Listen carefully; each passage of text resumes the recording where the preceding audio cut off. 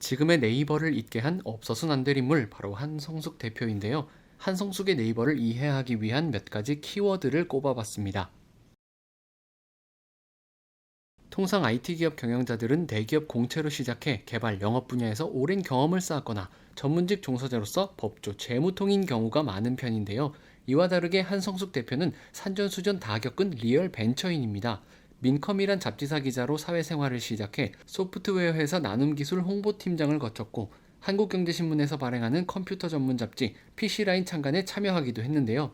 나눔기술 시절 기술이사였던 박석봉 사장의 권유로 엠파스에 합류해 1997년부터 약 10년간 검색사업 본부장으로 활동했습니다. 이 과정에서 회사가 어려워 월급을 받지 못하던 시절도 있었고 엠파스가 SK컴즈에 인수합병되면서 수십억 원 규모 주식 매각을 경험하기도 했죠. 그가 네이버로 와서 주로 한 일은 검색 품질 향상에 대한 것입니다. 비록 개발자는 아니었지만 서비스 운영과 콘텐츠 보강 측면에서 발군의 능력을 보였는데요.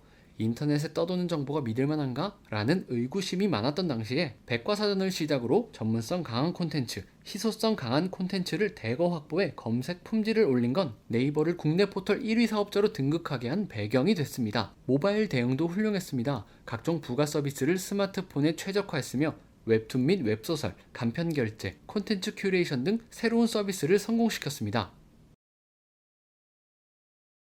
한성숙 대표를 프로페셔널이 아닌 성별로 바라보는 것은 구태의연한 시각이죠.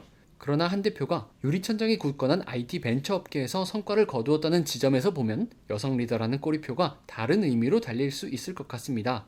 그녀가 유리천장을 깰 수 있었던 건 성과가 워낙 가시적이고 압도적이었다는 점, 그리고 실행 과정에서 하드워킹과 업무 몰입에 주저함이 없었다는 점 등을 꼽을 수 있지 않을까. 유리천장이 지속적으로 깨지기 위해선 앞서 모범 사례가 많이 나와야 합니다. 과거 한 대표가 전한 말인데요. 이를 위해 계속 좋은 역할을 해주시길 희망합니다.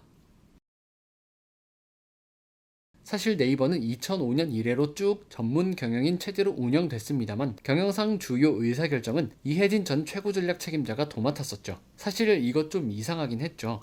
반면 한성숙 대표는 전임자들보다 더 많은 자율성을 갖고 조직을 이끌고 있는 것 같아요. 이혜진 창업자가 글로벌 투자 책임자로 역할을 바꾼 것이 상징적인 지점이기도 하고요. 사실 따지고 보면 한성숙 대표는 오랜 시간 네이버 핵심 사업을 담당하면서 전임자들에 비해 사내 리더십이 강했던 만큼 과거 불안정했던 의사결정 구조를 개편한 것 같습니다.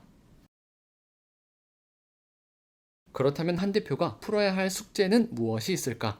아시다시피 네이버는 여러 이해 당사자와 불편한 관계를 가지고 있습니다. 올드미디어와 스타트업 및 소상공인과의 관계, 노조와의 관계 등이 대표적일 텐데요. 평판 리스크 관리를 위해 이들과의 관계를 잘 풀어가는 것이 필요합니다. 또 실검과 뉴스 정책 등을 놓고 여론과 국회로부터 의혹의 눈초리를 받고 있는데요. 끊임없이 정치적 중립성을 입증해야 하는 상황인 것 같습니다.